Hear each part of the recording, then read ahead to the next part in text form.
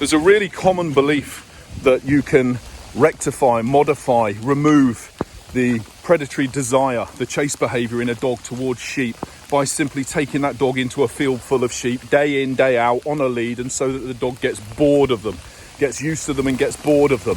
Now, I'm not talking about a puppy. I've heard this said about dogs that are, rescue dogs, ex-hunting dogs that have been imported, dogs that are basically adults and have got a successful history of chasing various animals, that you take it in and you make it realise, oh, do you know what, these are boring. It's called habituation, getting used to, or desensitising if it's something that the dog is sensitised to, so it comes to recognise them as being nothing much.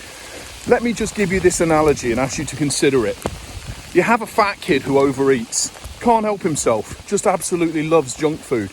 So you think, right, I'm going to address this. I'm going to take him into McDonald's for 6 months, day in, day out. And I'm going to walk him in there and let him smell McDonald's and let him see everybody eating. And then I'm going to take him out. I'm not going to do anything. I'm just not going to let him get the opportunity to go and get himself a McDonald's. After 6 months, he goes into town with his mates, and his mates go to McDonald's. What do you think the kid's going to do? Now, let me give you a different slant on that same example. You take a child into McDonald's who has a problem with overeating, and involuntarily, instantaneously, and absolutely unpredictably as far as the child is concerned, as soon as he walks into McDonald's, when he smells the food, he throws up. He instantly throws up very violently, and he's taken out, and he goes back in again, and the moment that he smells the McDonald's cooking, he throws his guts up.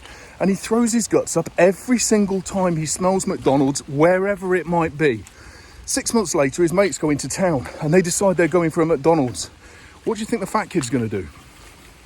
Nothing against fat people, by the way. I've got a belly myself.